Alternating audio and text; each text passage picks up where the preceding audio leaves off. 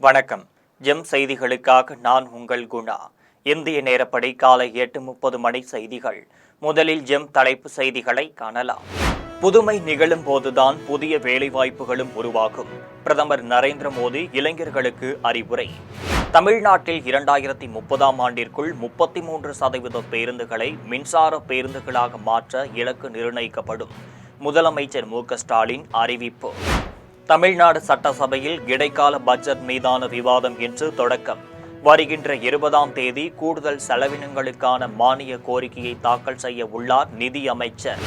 பாகிஸ்தானில் பயங்கரவாதிகள் திடீர் தாக்குதல். 11 ராணுவ படை வீரர்கள் உட்பட ஒரு சிறுமி உயிரிழப்பு.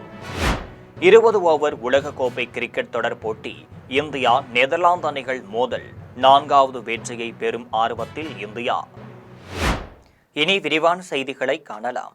புதுமை நிகழும் போதுதான் புதிய வேலைவாய்ப்புகளும் உருவாகும் என்று பிரதமர் நரேந்திர மோடி தெரிவித்துள்ளார். டெல்லியில் 4வது செயற்கை நுண்ணறிவு தாக்க உச்சி மாநாடு 3 நாட்கள் நடைபெறுகிறது.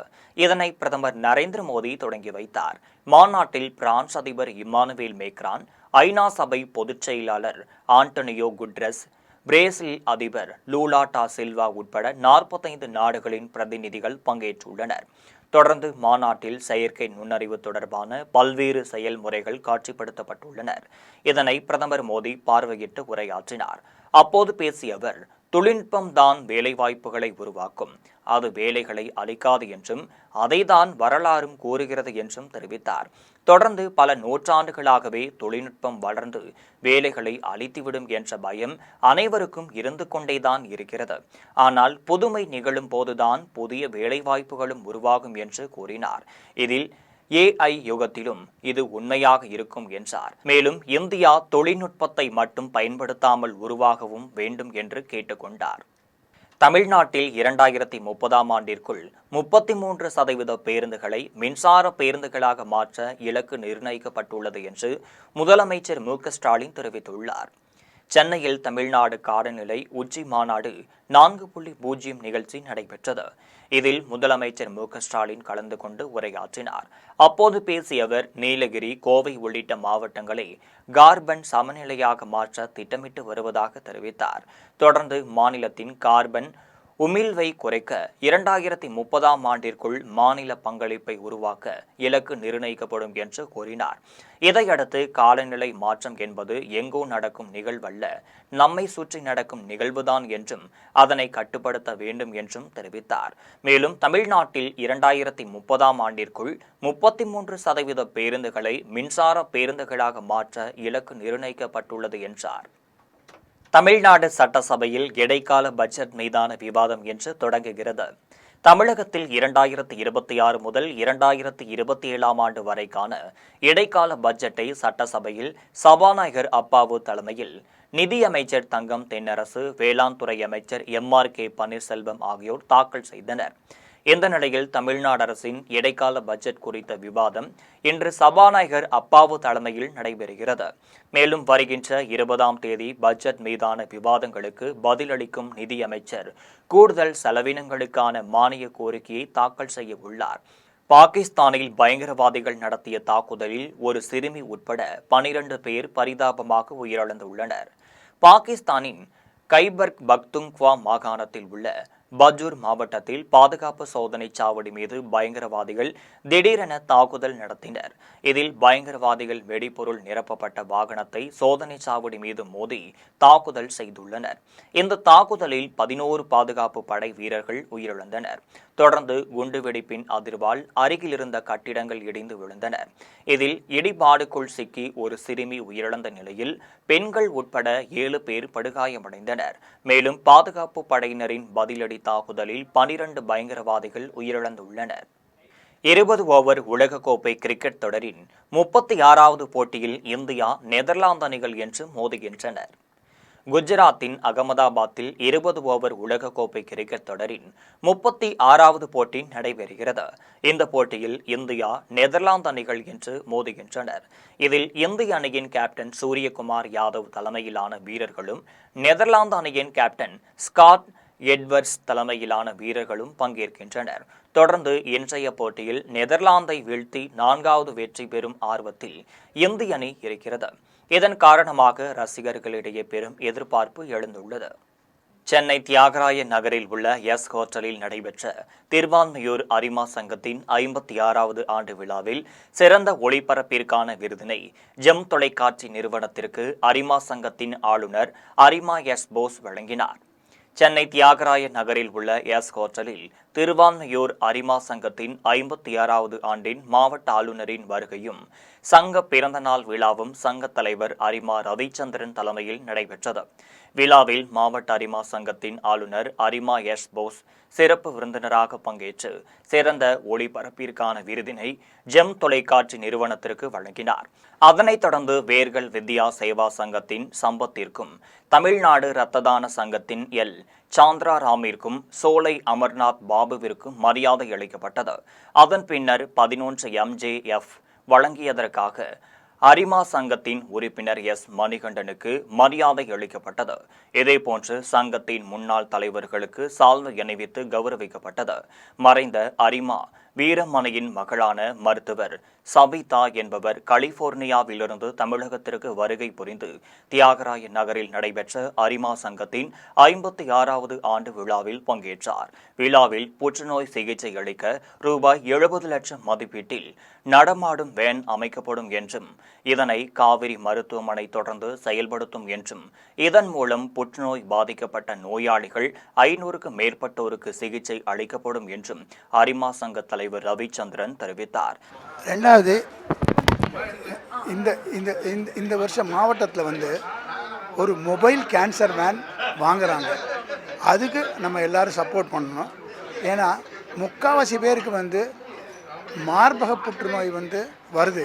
அதனால ஒரு மார்பக புற்றுநோய் டெஸ்ட் பண்ணுறதுக்கு கிட்டத்தட்ட 5000 ரூபா ஆகுது. அது ஃப்ரீயாக கொடுக்க போகிறோம். அந்த சேவை எல்லாருக்கும் போய் சேரணும். எங்கள் கிளப்லேருந்து இன்னைக்கு 1 லட்சம் ரூபா கொடுத்துருக்கோம்.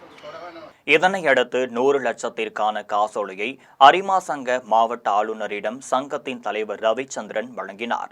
இதேபோன்று ஸ்ரீ சங்கரா மெட்ரிகுலேஷன் பள்ளி 2 கணினிகளையும் 1000 லிட்டர் கொள்ளளவு கொண்ட தண்ணீர் தொட்டியையும் அரிமா சங்க தலைவர் ரவிச்சந்திரன் வழங்கினார். நிகழ்ச்சியில் சங்கத்தின் 2ஆம் துணைநிலை ஆளுநர் அரிமா உதயசூரியன், மாவட்ட செயலாளர் அரிமா பிரசாத் பருளேக்கர், மாவட்ட பொருளாளர் சிவராமன், வட்டார தலைவர் அருண்குமார், மண்டல தலைவர் முத்துச்செல்வன் மற்றும் சங்க உறுப்பினர்கள் அமிதாபா, புவனேஷ், கௌஷிக் உட்பட பலர் கலந்து கொண்டனர்.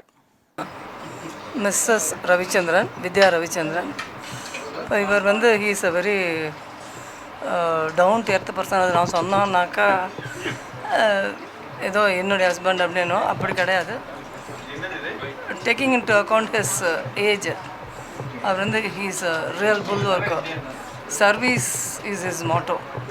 எங்கே போனாலும் என்ன வேணும்னாலும் he ensures that it is done. இது for example he works for eye donation. அதுக்கோசரம் ஹீ இஸ் கேம்பெயினிங். அவருடைய மொபைலில்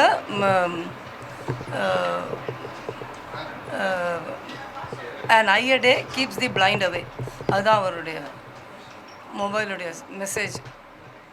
thank you. God bless. Congratulate, compliment GEM TV for giving this opportunity to share our views. I am Lion S. Bose, District Governor, District 32410 Lions Clubs International. Lions clubs international உங்களுக்கு எல்லாம் தெரியும், ஒரு 100 இயர்ஸை கடந்த ஒரு மிகப்பெரிய ஒரு தொண்டு நிறுவனம். எங்கெல்லாம் இயற்கை பேரிடர் ஏற்படுதோ அங்கெல்லாம் மனித நேயமிக்க சேவைகளை செஞ்சு கொடுக்குற நிறுவனம், உலகளாவிய ஒரு நிறுவனம். கிட்டத்தட்ட ஒரு 14 மில்லியன் மெம்பர்ஷிப்போட 200+ கண்ட்ரீஸில் இருக்கக்கூடிய விஷயம். எங்கள் மூலிமா நிறையா பண்ணிகிட்ருக்கோம். இந்த வருஷம் ஆஸ் ஏ டிஸ்ட்ரிக்ட் கவர்னர் எங்களோட குளோபல் காசஸை தாண்டி எனக்கு ஒரு சின்ன கனவு. இன்றைக்கி சமுதாயத்தில் மிகப்பெரிய ஒரு பாதிப்பை ஏற்படுத்திகிற விஷயம் கேன்சர் என்னும் கொடிய நோய். நமக்கு ரொம்ப வேண்டியவங்களோ தெரிஞ்சவங்களோ நம்ம சொந்தமோ யாரோ ஒருத்தர் அதனால் பாதிக்கப்பட்டு நம்ம எல்லாரும் இழந்திருக்கிறோம். கொடியாத்தம் உள்ளி கிராமத்தில் சிறப்பு கிராம சபா கூட்டம் நடைபெற்றது.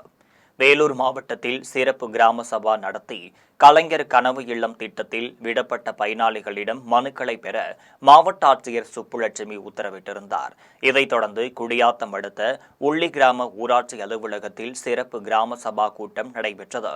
ஊராட்சி மன்ற தலைவர் ஜெய்சங்கர் தலைமையில் நடைபெற்ற இக்கூட்டத்தில் கலைஞர் கனவு இல்லம் திட்டத்தின் கீழ் வீடு கட்டி தரக்கோரியும் கலைஞர் மகளிர் உரிமை தொகை வேண்டியும் கிராம மக்கள் மனுக்கள் வழங்கினர். இந்நிகழ்வில் ஊராட்சி மன்ற துணைத் தலைவர் சதீஷ்குமார் மற்றும் உள்ளூர் பிரதிநிதிகள் பலர் கலந்து கொண்டனர். கொடைக்கானலில் நடைபெறவுள்ள 63வது மலர் கண்காட்சியை முன்னிட்டு 2ஆம் கட்ட நாற்று நடும் பணி தொடங்கியது. திண்டுக்கல் மாவட்டம் கொடைக்கானல் பிரையண்ட் பூங்காவில் மே மாத கோடை விழாவை முன்னிட்டு தோட்டக்கலைத்துறை அதிகாரிகளும் சுற்றுலா பயணிகளும் ஒன்றிணைந்து 63வது மலர் கண்காட்சிக்கான 2ஆம் கட்ட மலர் நாற்றுகள் நடும் பணியை தொடங்கி வைத்தனர். இதில் இன்கா மேரி கோல்ட், பெண்டுனியா உட்பட 2.5 லட்சம் மலர் நாற்றுகள் தற்போது நடவு செய்யப்பட்டு வரும் நிலையில் வெளிநாடுகளில் இருந்து வரவழைக்கப்பட்ட 85 வகையான 6 லட்சம் மலர் நாற்றுகளை பராமரிக்கும் பணியும் தீவிரமாக நடைபெற்று வருகிறது. மேலும் பூங்காவில் 10,000 வண்ண மலர் தொட்டிகள் தயார் செய்யப்பட்டு வருவதுடன் ரோஜா தோட்டத்தில் உள்ள 3,000த்திற்கும் மேற்பட்ட செடிகள் கவாத்து பணிகளும் மேற்கொள்ளப்பட்டு வருகிறது. போரூரில் உதடு மற்றும் அன்னப்பிளவு சார்ந்த பிரச்சினைக்கு இலவச சிகிச்சை மையம் திறக்கப்பட்டுள்ளது. சென்னை போரூர் தனியார் உயர்கல்வி மற்றும் ஆராய்ச்சி நிறுவனத்தில் உதடு மற்றும் அன்னப்பிளவு பாதிப்புள்ள குழந்தைகளுக்கான ஒருங்கிணைந்த இலவச சிகிச்சை மையம் திறக்கப்பட்டது. தனியார் தொண்டு நிறுவன நிதி பங்களிப்புடன் தொடங்கப்பட்டுள்ள இந்த மையத்தை தனியார் கல்வி குழும அறங்காவலர் சம்யுக்தா வெங்கடாச்சலம் திறந்து வைத்தார். இதுவரை 20,000 பேருக்கு மேல் சிகிச்சை அளிக்கப்பட்ட நிலையில் தற்போது இந்த புதிய மையம் மூலம் அன்னப்பிளவு பாதிப்புடன் பிறக்கும் குழந்தைக்கு நிலையான மற்றும் உயர்தர சிகிச்சை அளிக்கப்பட உள்ளது. பொதுவாக 700 குழந்தைகள் ஒருவருக்கு ஏற்படும் இந்த பாதிப்பை ஆரம்ப நிலையிலேயே கண்டறிந்து சிகிச்சை அளிப்பதன் மூலம் முழுமையாக சரி செய்ய முடியும் என மருத்துவர்கள் விழிப்புணர்வை ஏற்படுத்தினர். திருப்பூர் உட்பட தமிழகத்தின் பல்வேறு நீதிமன்றங்களுக்கு மின்னஞ்சல் மூலம் வெடிகுண்டு மிரட்டல் விடுத்துள்ளனர். திருப்பூர் மாவட்ட ஒருங்கிணைந்த நீதிமன்ற அலுவலக மின்னஞ்சல் முகவரிக்கு அடையாளம் தெரியாத நபரால் வெடிகுண்டு மிரட்டல் விடுக்கப்பட்டது பெரும் பரபரப்பை ஏற்படுத்தியுள்ளது. இதையடுத்து 3 தளங்களை கொண்ட நீதிமன்ற வளாகம் முழுவதும் உலோக தேடு கருவி மற்றும் மோப்பநாய் உதவியுடன் காவல்துறையினர் தீவிர சோதனை மேற்கொண்டனர். இந்த சோதனையில் வெடிகுண்டுகள் எதுவும் கண்டறியப்படாத நிலையில் இது ஒரு மிரட்டல் என்பது உறுதி செய்யப்பட்டது. இதேபோல் தூத்துக்குடி, திருச்செந்தூர் உள்ளிட்ட பல்வேறு மாவட்ட நீதிமன்ற மின்னஞ்சல் மூலம் இதே போன்ற மிரட்டல் விடுக்கப்பட்டுள்ளது. இச்சம்பவம் குறித்து இணைய குற்றப்பிரிவு போலீசார் வழக்கு பதிவு செய்து விசாரணை மேற்கொண்டு வருகின்றனர். தேனி மாவட்ட ஆட்சியர் அலுவலகம் முன்பு அங்கன்வாடி ஊழியர்கள் 14வது நாளாக தொடர் போராட்டத்தில் ஈடுபட்டுள்ளனர். தேனி மாவட்ட ஆட்சியர் அலுவலகம் முன்பு அங்கன்வாடி ஊழியர்கள் தங்களது 12 அம்ச கோரிக்கைகளை வலியுறுத்தி இன்று 14வது நாளாக தொடர் காத்திருப்பு போராட்டத்தில் ஈடுபட்டு வருகின்றனர். திமுக அரசு தேர்தல் வாக்குறுதியில் குறிப்பிட்டபடி சிறப்பு காலமுறை ஊதியம், ஓய்வூதியம் மற்றும் காலி பணியிடங்களை உடனடியாக நிரப்ப வேண்டும் என அவர்கள் வலியுறுத்தினர். இதில் 500க்கும் மேற்பட்ட ஊழியர்கள் கையில் தட்டு மற்றும் கரண்டியுடன் ஓசை எழுப்பி நூதன முறையில் தங்களது எதிர்ப்பை தெரிவித்தனர். பணி புறக்கணிப்பு செய்து நடைபெற்று வரும் இந்த போராட்டத்தால் மாவட்ட ஆட்சியர் அலுவலக வளாகத்தில் பெரும் பரபரப்பு நிலவியது. சிவகங்கை ஆட்சியர் அலுவலகம் எதிரே அங்கன்வாடி ஊழியர்கள் 14வது நாளாக பிச்சை எடுக்கும் போராட்டத்தில் ஈடுபட்டனர். சிவகங்கை மாவட்ட ஆட்சியர் அலுவலகம் முன்பு 12 அம்ச கோரிக்கைகளை வலியுறுத்தி அங்கன்வாடி மற்றும் சத்துணவு ஊழியர்கள் என்று 14வது நாளாக தொடர் போராட்டத்தில் ஈடுபட்டனர். 10 ஆண்டுகள் பணி முடித்தவர்களுக்கு அரசு பணியில் 50% வாய்ப்பு மற்றும் 60,000த்திற்கு மேற்பட்ட காலி பணியிடங்களை உடனடியாக நிரப்பிட வேண்டும் உள்ளிட்ட கோரிக்கைகளை முன்வைத்து கைகளில் தட்டுகளை ஏந்தி பிச்சை எடுக்கும் போராட்டத்தில் ஈடுபட்டனர். அப்போது அங்கன்வாடி பணியாளர்கள் ஒருவர் கூறுகையில், கௌரவமாக வாழ்ந்த எங்களை தெருவில் பிச்சை எடுக்க விட்டுவிட்டீர்களே என்று கண்ணீர் விட்டு அழுதது அங்கிருந்தவர்களிடையே பெரும் சோகத்தை ஏற்படுத்தியுள்ளது. பொன்னேரி கைகாட்டியிலிருந்து கொல்லிமலை கோம்பை அடிவாரம் வரை பொதுப்பாதையை ஆக்கிரமித்துள்ள தனிநபர் மீது நடவடிக்கை எடுக்க வேண்டும் என வலியுறுத்தி எருமைப்பட்டியைச் சேர்ந்த மக்கள் போராட்டத்தில் ஈடுபட்டனர். நாமக்கல் மாவட்டம் சேந்தமங்கலம் தாலுகாவிற்கு உட்பட்ட பொன்னேரி கைகாட்டியிலிருந்து கொல்லிமலை கோம்பை அடிவாரம் வரை 100 ஆண்டுகளுக்கு மேலாக பொதுமக்கள் பயன்படுத்தி வரும் பொது பாதையில் முள் கம்பிவேலி அமைத்து வாழை மரம் தென்னை மரங்களை நட்டு வைத்து தனிநபர் சொந்தம் கொண்டாடி வருகிறார். இதனால் பாதிக்கப்பட்ட எருமைப்பட்டியைச் சேர்ந்த மக்கள் தமிழ்நாடு விவசாயிகள் சங்கத்தின் சார்பில் நாமக்கல் மாவட்ட ஆட்சியர் அலுவலகத்தில் போராட்டத்தில் ஈடுபட்டனர். அப்போது பொதுப்பாதையை ஆக்கிரமித்த தனிநபர் மீது வழக்கு பதிவு செய்து நடவடிக்கை எடுக்க வேண்டும் என்றும் மரங்களை அகற்ற வேண்டும் என்றும் வலியுறுத்தினர். அப்போது போராட்டத்தில் ஈடுபட்டவர்களிடம் வட்டாட்சியர் சமரசம் செய்து தொடர்ந்து அப்பகுதி மக்கள் போராட்டத்தில் ஈடுபட்டனர். இதையடுத்து அனைவரையும் காவல்துறையினர் கைது செய்து காவல் நிலையத்திற்கு அழைத்து சென்று பின்னர் விடுவித்தனர். ஆத்தியடிப்பட்டியில் தூய்மையான குடிநீர் வழங்க கோரி பொதுமக்கள் கோரிக்கை விடுத்துள்ளனர்.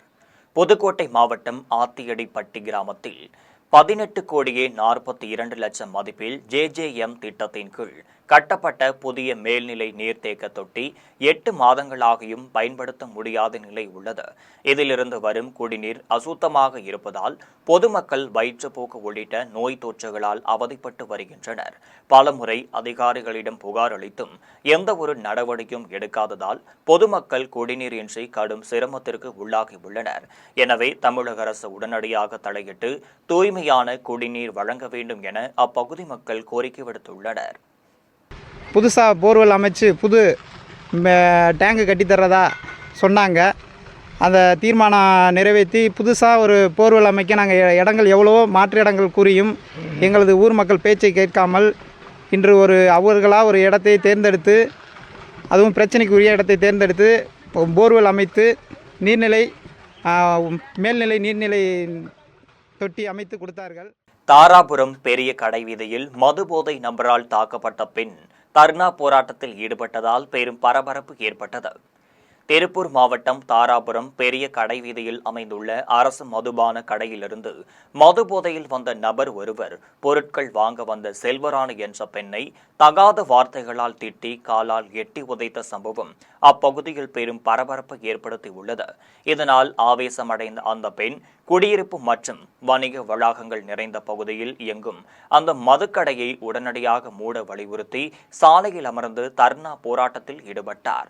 1 மணி நேரத்திற்கு மேலாக போக்குவரத்து பாதிக்கப்பட்ட நிலையில் அங்கு வந்த போலீசாரிடம் குடிகாரர்களின் அட்டூழியங்களால் பெண்கள் மற்றும் மாணவிகள் நிம்மதியாக நடமாட முடியவில்லை என்றும் ஏற்கனவே இங்கு ஒரு கொலை சம்பவம் நடந்துள்ளதாகவும் கூறி அவர் வாக்குவாதத்தில் ஈடுபட்டார். பலமுறை மனு அளித்தும் எந்த ஒரு நடவடிக்கையும் எடுக்காத நிலையில் பொதுமக்கள் திரண்டு ஆதரவு தெரிவித்ததால் அப்பகுதியில் பெரும் பரபரப்பு ஏற்பட்டது. திண்டிவனம் மயான கொள்ளை ஊர்வலத்தில் போலீசார் தடியடி நடத்தியதால் பொதுமக்களுக்கும் காவல்துறையினருக்கும் இடையே மோதல் உருவானது. விழுப்புரம் மாவட்டம் திண்டிவனம் அங்காளம்மன் கோவில் மயான கொள்ளை விழா நடைபெற்று வந்த நிலையில் ஊர்வலமாக பாமக நிறுவனர் ராமதாஸ் இல்லம் அருகே வந்தபோது பாமகவினரை வழிமறித்து நடனமாடியதால் பெரும் கூட்ட நெரிசல் ஏற்பட்டது. மேலும் போலீசாரின் எச்சரிக்கையை மீறி கலைந்து செல்லாததால் கூட்டத்தை கலைக்க போலீசார் திடீர் தடியடி நடத்தியதில் ஆண்கள் பெண்கள் என பலரும் காயமடைந்தனர். தடியடியால் பொதுமக்கள் நாலாபுரமும் சிதறி ஓடியதால் அந்த பகுதியில் பெரும் பதற்றம் நிலவியதுடன் காவல்துறையினருக்கும் பொதுமக்களுக்கும் இடையே மோதல் சூழல் உருவானது. போலீசாரின் இந்த தடியடி நடவடிக்கை அப்பகுதி மக்களிடையே கடும் அதிர்ச்சியை ஏற்படுத்தியுள்ளது. பெங்களூரில் இருந்து காரில் கடத்தி வரப்பட்ட போதைப் பொருட்களை தீவட்டிப்பட்டி காவல்துறையினர் பறிமுதல் செய்தனர். சேலம் மாவட்டம் ஓமலூர் வழியாக பெங்களூரில் இருந்து கடத்தி வரப்பட்ட போதைப் பொருட்களை வாகன சோதனையின் போது தீவட்டிப்பட்டி காவல்துறையினர் பறிமுதல் செய்தனர். இதில் சுமார் 5 லட்சம் ரூபாய் மதிப்புள்ள 300 கிலோ புகையிலை பொருட்கள் இருந்தது கண்டறியப்பட்டது. கடத்தலில் ஈடுபட்ட ராஜஸ்தானை சேர்ந்த பவன், தேவ்ஜத், பெங்களூரைச் சேர்ந்த கிருஷ்ண கோடால் ஆகியோரை கைது செய்து விசாரித்ததில் பெங்களூரில் இருந்து சேலம் மாவட்டத்திற்கு புகையிலை கடத்தி வந்தது தெரியவந்தது. இதுகுறித்து போலீசார் வழக்கு பதிவு செய்து தீவிர விசாரணை மேற்கொண்டு வருகின்றனர். இளம்பெண் கொலை வழக்கில் தன்னை சிக்க வைக்க முயற்சிப்பதாக ஆதித்தமிழர் முன்னேற்ற கழக நிர்வாகி காவல்துறை துணைத் தலைவரிடம் புகார் அளித்துள்ளார். ஈரோடு மாவட்டம் ஆதித்தமிழர் முன்னேற்றக் கழக துணை பொதுச் செயலாளர் வீரகுமார். இவர் இளம்பெண் கொலை வழக்கில் தன்னை திட்டமிட்டு சிக்க வைக்க முயற்சிப்பதாக கோவை மேற்கு மண்டல காவல்துறை துணைத் தலைவரிடம் புகார் அளித்துள்ளார். கடந்த வாரம் ஈரோட்டில் இளம்பெண் ஒருவர் உயிரிழந்த நிலையில் அவரிடம் இருந்த விசிட்டிங் கார்டை வைத்து வீரகுமாரிடம் ஒரு வாரமாக போலீசார் விசாரணை நடத்தி வருகின்றனர். இதுகுறித்து செய்தியாளர்களிடம் பேசிய வீரகுமார், உயிரிழந்த பெண் சில நாட்களுக்கு முன்பு சிகிச்சைக்காக உதவி கேட்டபோது மனிதநேய அடிப்படையில் பணம் மற்றும் தனது விசிட்டிங் கார்டை வழங்கியதாகவும் அதை தவறாக புரிந்து கொண்ட காவல்துறையினர் தன் மீது பழி சுமத்துவதாகவும் குற்றம் சாட்டினார். நான் ஈரோடு வீரகுமாருங்க. 25 ஆண்டு காலமாக பொது வாழ்க்கையில் இருக்கிறேங்க. ஆதித்தமிழர் முன்னேற்ற கழகத்தினுடைய துணை பொதுச் செயலாளராக அருந்ததியர் சமூக தாழ்த்தப்பட்ட அருந்ததியர் சமூக மக்களுக்காக உழைச்சிக்கிட்டு இருக்கிறேங்க. இந்த வக்கீல் குமாஸ்தாவாகவும் பணிபுரிகிறேங்க. நான் தந்தை பெரியார் அம்பேத்கர் கொள்கைப்படி தான் திருமணம் பண்ணியிருக்கிறேன். என்னுடைய குழந்தைகளுக்கும் அதே பிரகாரம் தான் சுயமரியாதை திருமணம் பண்ணியிருக்கிறேன். அப்படியான கொள்கைப்படி தான் வாழ்ந்துக்கிட்டு இருக்கிறேன்.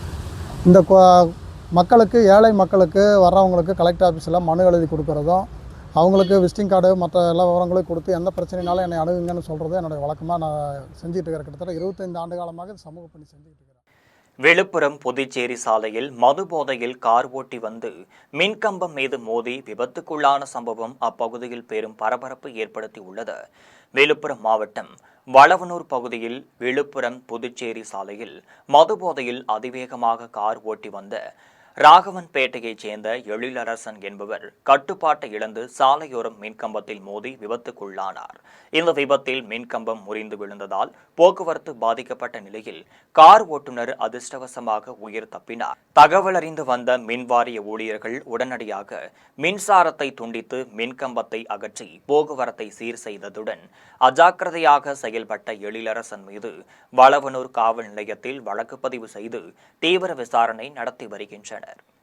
திரைப்பட நடிகர் சிவகார்த்திகேயன் தனது பிறந்த நாளை முன்னிட்டு திருவண்ணாமலை அண்ணாமலையார் திருக்கோவிலில் சுவாமி தரிசனம் செய்தார். பஞ்சபூத ஸ்தலங்களில் அக்னிஸ்தலமாக விளங்கும் திருவண்ணாமலை அண்ணாமலையார் திருக்கோவிலுக்கு கடந்த சில மாதங்களாகவே தமிழ், தெலுங்கு, கன்னடம் உள்ளிட்ட மொழிகளைச் சேர்ந்த நடிகர், நடிகைகள், இந்தி கிரிக்கெட் வீரர்கள், இசையமைப்பாளர்கள் என அனைவரும் திருவண்ணாமலைக்கு வருகை தந்து அண்ணாமலையாரை தரிசனம் செய்துவிட்டு கோவில் பின்புறம் உள்ள மலையை சிவனாக எண்ணி 14 கிலோமீட்டர் சுற்றளவு கொண்ட கிரிவல பாதையில் கிரிவலம் மேற்கொண்டு வருகின்றனர். அந்த வகையில் திருவண்ணாமலைக்கு வருகை தந்த நடிகர் சிவகார்த்திகேயன் மனைவி ஆர்த்தியுடன் அண்ணாமலையாரை தரிசனம் செய்தார். முன்னதாக சம்பத் விநாயகரை வணங்கிய பின்னர் உண்ணாமலை அம்மன் உடனாகிய அண்ணாமலையாருக்கு நடைபெற்ற சிறப்பு அபிஷேகத்தில் கலந்து கொண்டு வழிபாடு செய்தனர். பின்னர் அம்மன் சன்னிதானத்தில் உள்ள நவக்கிரகங்கள் மற்றும் சித்திரகுப்தர்களை வணங்கி வழிபட்டனர். இதையடுத்து திருக்கோவில் நிர்வாகம் சார்பில் நடிகர் சிவகார்த்திகேயனுக்கு மாலை மற்றும் பிரசாதங்கள் வழங்கப்பட்டது. கோவிலுக்கு வந்திருந்த நடிகர் சிவகார்த்திகேயன் குடும்பத்தாருடன் சாமி தரிசனம் செய்த அவரது ரசிகர்கள் புகைப்படம் மற்றும் செல்ஃபி எடுத்து மகிழ்ந்தனர். பள்ளூர் ஸ்ரீ பிரித்தியங்கிரா தேவி ஆலயத்தில் நிகும்ல யாகம் சிறப்பாக நடைபெற்றது. ராணிப்பேட்டை மாவட்டம் பள்ளூரில் அமைந்துள்ள ஸ்ரீ பிரித்தியங்கிரா தேவி ஆலயத்தில் மாசி மாத அமாவாசையை முன்னிட்டு அம்மனுக்கு சிறப்பு அபிஷேகம் மற்றும் மலர் அலங்காரம் நடைபெற்றது. அதனைத் தொடர்ந்து சிறப்பு நிகும்பலா மிளகாய் யாகம் நடைபெற்றது. சிறப்பு பூஜையில் ஏராளமான பெண்கள் கலந்து கொண்டு அம்மனை வழிபட்டனர். மேலும் செய்வினைகள், கண் திருஷ்டி தடைகள் நீங்க பக்தர்கள் நேரடியாக நிகும்பலா யாகத்தில் கலந்து கொண்டு நேர்த்திக்கடன் செலுத்தினர். யாகத்தில் கலந்து கொண்ட அனைத்து பக்தர்களுக்கும் ஆகலம் சார்பில் அன்னதானம் மற்றும் குடிநீர் வழங்கப்பட்டது. யாகத்திற்கான ஏற்பாட்டினை ஆலய நிர்வாகம் மற்றும் கிராம பெரியவர்கள், இளைஞர்கள் சிறப்பாக செய்திருந்தனர். குமாரசாமிப்பேட்டை அம்மன் கோவிலில் மயான கொள்ளை நிகழ்ச்சி வெகு சிறப்பாக நடைபெற்றது. தருமபுரி மாவட்டம் குமாரசாமிப்பேட்டையில் உள்ள அங்காள பரமேஸ்வரி அம்மன் கோவிலில் கடந்த 13ஆம் தேதி கொடியேற்றத்துடன் திருவிழா தொடங்கியது. விழாவில் 5ஆம் நாளான இன்று முக்கிய நிகழ்வான மயான கொள்ளை திருவிழாவில் அலங்கரிக்கப்பட்ட ரதத்தில் அம்மன் ஊர்வலமாக தொடங்கியது. இதில் 500க்கும் மேற்பட்ட பக்தர்கள் காளை மற்றும் அம்மன் வேடம் அணிந்து அந்தரத்தில் தொங்கியபடி அழகு குத்தியும் ஊர்வலமாக சென்றனர். ஊர்வலம் மயானத்தை அடைந்ததும் நண்பகலில் மயான கொள்ளை நிகழ்ச்சி பக்தி பெருக்குடன் நடைபெற்றது. ஆத்தூர் மாரியம்மன் கோவில் கும்பாபிஷேக விழாவை முன்னிட்டு ஏராளமான பெண்கள் முளைப்பாறை எடுத்து நேர்த்திக்கடன் செலுத்தினர். சேலம் மாவட்டம் ஆத்தூர் அருகே கல்பகனூர் மாரியம்மன் கோவில் கும்பாபிஷேக விழாவை முன்னிட்டு முளைப்பாரி ஊர்வலம் நடைபெற்றது. வரும் 20ஆம் தேதி மகா கும்பாபிஷேகம் நடைபெறவுள்ள நிலையில் இன்று காலை கணபதி ஹோமம், லட்சுமி ஹோமம் மற்றும் கோபூஜை ஆகியவற்றுடன் வழிபாடு தொடங்கினர். இதனைத் தொடர்ந்து சுற்றுவட்டார பகுதிகளைச் சேர்ந்த ஏராளமான பெண்கள் முளைப்பாரியை தலையில் சுமந்து மேளதாளங்கள் மற்றும் வான வேடிக்கையுடன் முக்கிய வீதிகள் வழியாக ஊர்வலமாக சென்று கோவிலை அடைந்தனர். அடுத்த 5 ஆண்டுகளில் தமிழ்நாட்டில் உயர்கல்வி பயில்வோர் எண்ணிக்கை 80% உயரும் என நாடாளுமன்ற உறுப்பினர் கலாநிதி வீராசாமி தெரிவித்துள்ளார். திருவள்ளூர் மாவட்டம் பொன்னேரியில் கிழக்கு மாவட்ட திமுக சார்பில் தேர்தல் பரப்புரை கூட்டம் நடைபெற்றது. இதில் மாவட்ட பொறுப்பாளர் ரமேஷ் ராஜ் தலைமை வகித்தார். இக்கூட்டத்தில் நாடாளுமன்ற உறுப்பினர் கலாநிதி வீராசாமி கலந்து கொண்டு திமுக அரசின் சாதனைகளை விளக்கி பேசினார். அப்போது தமிழ்நாட்டில் நூற்றாண்டுகளுக்கு முன் சாதியை மையப்படுத்தி மக்கள் மத்தியில் ஏறத்தாழ்வை கடைபிடித்து கொடுமைப்படுத்தப்பட்டு தீண்டாமை இருந்து வந்தது என கூறினார். சுயமரியாதை திருமணத்தை அங்கீகரித்து சட்டம் இயற்றியவர் பேரறிஞர் அண்ணா என்றும் 8ஆம் வகுப்பு வரை படித்தால் திருமண உதவி திட்டம் என நடைமுறைப்படுத்தி பெண்களை படிக்க வைத்தவர் கலைஞர் என்றும் தெரிவித்தார். அடுத்த 5 ஆண்டுகளில் தமிழ்நாட்டில் உயர்கல்வி பயில்வோர் எண்ணிக்கை 80% உயரும் என்று தெரிவித்தார். சேலம் மாநகராட்சியில் குடிநீர் விநியோகம் தனியார் மையம் ஆக்குவதை கண்டித்து மாவட்ட ஆட்சியர் அலுவலகத்தில் மாமன்ற உறுப்பினர்கள் மனு அளித்துள்ளனர். சேலம் மாநகராட்சியில் குடிநீர் விநியோகம் தனியார் மையம் ஆக்குவதை கண்டித்து மாவட்ட ஆட்சியர் அலுவலகத்தில் மாமன்ற உறுப்பினர் மனு அளித்தார். இதில் 20 ஆண்டுகள் குடிநீர் கட்டணம் என்ற பெயரில் வசூலித்துக் கொள்ளலாம் என்று அநியாயமாக தீர்மானம் நிறைவேற்றப்பட்டுள்ளது என்று விடுதலை சிறுத்தைகள் கட்சி சார்பாக எதிர்ப்பு தெரிவித்துள்ளது. மாநகராட்சி நிர்வாகம் மீண்டும் முயற்சித்தால் சேலம் மாவட்டத்தில் சில முற்போக்கு சக்திகளை ஒன்று திரட்டி போராட்டத்தில் ஈடுபடுவோம் என்று சென்னை நீதிமன்றத்தில் வழக்கு தொடருவோம் என்றும் எச்சரிக்கை விடுத்துள்ளனர். கூடத்தில் பார்த்தீங்களா, ஏற்கனவே திருப்பூர்லையும் கோயம்புத்தூர்லும் அஇஅதிமுக ஆட்சி காலத்திலே சூயஸ் என்கின்ற தனியார் நிறுவனத்திடம் குடிநீர் விநியோகத்தை பொறுப்பு வந்துக்கிட்டு அஇஅதிமுக ஆட்சி ஒப்படைச்சிருந்தாங்க. அதே சூயஸ் நிறுவனத்திடம் சேலம் மாநகராட்சியை சேர்ந்த திராவிட முன்னேற்ற கழகத்துடைய மேயரும் அதே நிறுவனத்திடம் 4300 கோடி ரூபாய்க்கு குடிநீர் விநியோகத்தை பொறுப்பை ஒப்படைப்பதாக தீர்மானத்தை கொண்டு வந்தாங்க. தண்டையார்பேட்டையில் உள்ள சென்னை மாநகராட்சி மண்டல அலுவலகத்தில் மாதாந்திர மண்டல குழு கூட்டத்தில் 19 தீர்மானங்கள் நிறைவேற்றப்பட்டுள்ளது. சென்னை தண்டையார்பேட்டையில் உள்ள சென்னை மாநகராட்சி மண்டல அலுவலகத்தில் மாதாந்திர மண்டல குழு கூட்டம் நடைபெற்றது. இந்த கூட்டத்திற்கு மண்டல குழு தலைவர் நேதாஜி கணேசன், மண்டல அதிகாரி ராஜ்குமார் ஆகியோர் தலைமை வகித்தனர். இக்கூட்டத்தில் 1,82,00,000 ரூபாய் மதிப்பீட்டின் 19 தீர்மானங்கள் நிறைவேற்றப்பட்டது. இதில் முக்கிய தீர்மானங்களாக கொடுங்கையூர் கேப்டன் கார்டன் கால்வாய் முல்லை நகர் பாலம் முதல் கொருக்குப்பேட்டை நீர்வழி ரயில் நிலையம் வரை வெள்ளத்தடுப்பு சுவர் 10 லட்சம் ரூபாய் மதிப்பீட்டில் கட்டுவது உள்ளிட்ட தீர்மானங்கள் நிறைவேற்றப்பட்டது. இந்த கூட்டத்தில் பகுதி பொறியாளர் அரிநாத், திமுக, காங்கிரஸ், மதிமுக, கம்யூனிஸ்ட் கட்சியைச் சேர்ந்த மாமன்ற உறுப்பினர்கள் கலந்து கொண்டனர். கடைகளின் உரிமத்தை புதுப்பிக்க வரும்போது அதிகாரிகள் கருவூலங்களில் சர்வர் பிரச்சனை என்று கூறி தங்களை ஏமாற்றி வருகின்றனர் என வணிகர் சங்கங்களின் பேரவை கோவை மாநகர மாவட்ட தலைவர் லிங்கம் குற்றம் சாட்டியுள்ளார். கோவை மாநகராட்சிக்குட்பட்ட பகுதியில் வணிகம் செய்வதற்கு உரிமம் எடுப்பது அவசியமாக உள்ள நிலையில் வணிகர்களிடம் பெரும் தொகையாக கையூட்டு கேட்கப்படுகிறது. இதனால் தமிழ்நாடு வணிகர் சங்கங்களின் பேரவையினர் கோரிக்கை ஏற்று கருவூலங்கள் மற்றும் ஆன்லைன் சேவை மையங்கள் சென்று கட்டணம் செலுத்திக் கொள்ளும் நடைமுறை அறிமுகம் செய்யப்பட்டது. இதையடுத்து மாநகராட்சி உரிமம் புதுப்பிக்க ஒவ்வொரு மண்டலங்களிலும் சென்று பணம் செலுத்த சென்றால் மண்டல அலுவலகங்களில் பணம் வாங்காமல் வார்டு சுகாதார ஆய்வாளர்களை சென்று பாருங்கள் என அலைக்கழிப்பதாக வணிகர்கள் வேதனை தெரிவிக்கின்றனர். இது தொடர்பாக தமிழ்நாடு வணிகர் சங்கங்களின் பேரவை கோவை மாநகர மாவட்ட தலைவர் லிங்கம் செய்தியாளர்களிடம் பேசியபோது கடைகளின் உரிமத்தை புதுப்பிக்க வரும்போது அதிகாரிகள் கருவூலங்களில் சர்வர் பிரச்சனை, கம்ப்யூட்டர் பிரச்சனை என்று கூறி தங்களை ஏமாற்றி வருகின்றனர் என வேதனை தெரிவித்தனர். எனவே இந்த விவகாரத்தில் மாநகராட்சி ஆணையர் விரைவாக தலையிட்டு வணிகர்கள் கட்டணம் செலுத்தி உரிமம் பெற்றுக்கொள்ள நடவடிக்கை எடுத்து அதிகாரிகள் மீது நடவடிக்கை எடுக்க வேண்டும் என கோரிக்கை விடுத்தார். இந்த சந்திப்பின் போது தமிழ்நாடு வணிகர் சங்கங்களின் பேரவை கோவை மாநகர மாவட்ட பொருளாளர் விஸ்வநாதன், மாநில இணைச் செயலாளர் ஜான்சன் உள்ளிட்டோர் கலந்து கொண்டனர். தமிழ்நாடு வணிகர் சங்க பேரவையின் சார்பில் கடந்த 15 ஆண்டுகளாக கோவை மாநகராட்சி ஆணையாளர் மற்றும் மேயரை சந்தித்து தொடர்ச்சியாக நாங்கள் மனு கொடுத்து கொண்டிருக்கிறோம். என்ன காரணம் என்று சொன்னால், மாநகராட்சி உரிமம் D1 உரிமம் எடுப்பதற்கு ஒவ்வொரு முறையும் நாங்கள் அதை புதுப்பிக்க அந்தந்த சுகாதார ஆய்வாளரை சந்தித்து நாங்கள் அதை எடுக்க வேண்டிய சூழ்நிலை உள்ளது. அப்பொழுது 500 ரூபாய் உரிமத்துக்கு 1000 ரூபாயும், ஓட்டல் வைத்து நடத்துவர்களுக்கு 2000 ரூபாய் உரிமத்துக்கு 5000 வரை லஞ்சம் வாங்குவதால், இதுபோல் தண்ணி வரி சொத்து வரி புத்தகம் போட்டு கொடுத்தால் நாங்கள் அரசு மாநகராட்சி கருவூலத்தில் சென்று நேரடியாக செலுத்தி விடலாம் என்ற எண்ணத்தில் நாங்கள் 15 ஆண்டுகளாக வைத்த கோரிக்கை தற்போது இருக்கின்ற மாநகராட்சி கமிஷனர் மற்றும் மாநகராட்சி மேயர் ஆகியோருடைய ஒப்புதலின்படி எங்களுக்கு இது கடந்த ஆண்டு அறிமுகப்படுத்தப்பட்டது. அதற்கு அவர்களுக்கு மீண்டும் இந்த நேரத்தில் நாங்கள் நன்றி தெரிவித்துக் கொள்கிறோம்.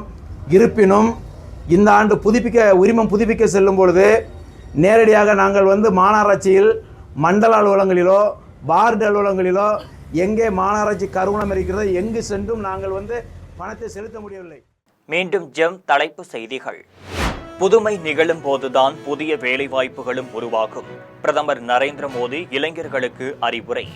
தமிழ்நாட்டில் 2030ஆம் ஆண்டிற்குள் 33% பேருந்துகளை மின்சார பேருந்துகளாக மாற்ற இலக்கு நிர்ணயிக்கப்படும். முதலமைச்சர் மு.க.ஸ்டாலின் அறிவிப்பு. தமிழ்நாடு சட்டசபையில் இடைக்கால பட்ஜெட் மீதான விவாதம் இன்று தொடக்கம். வருகின்ற 20ஆம் தேதி கூடுதல் செலவினங்களுக்கான மானிய கோரிக்கையை தாக்கல் செய்ய உள்ளார் நிதி அமைச்சர். பாகிஸ்தானில் பயங்கரவாதிகள் திடீர் தாக்குதல். 11 ராணுவ படை வீரர்கள் உட்பட ஒரு சிறுமி உயிரிழப்பு. 20 ஓவர் உலகக்கோப்பை கிரிக்கெட் தொடர் போட்டி. இந்தியா நெதர்லாந்து அணிகள் மோதல். 4வது வெற்றியை பெறும் ஆர்வத்தில் இந்தியா. இத்துடன் ஜெம் செய்திகள் நிறைவடைகின்றன. மீண்டும் ஜெம் செய்திகள் மதியம் 1:30 மணிக்கு. உடனுக்குடன் செய்திகளை காண gemlive.tv என்ற இணையதளத்தில் இணைந்திருங்கள். நன்றி, வணக்கம்.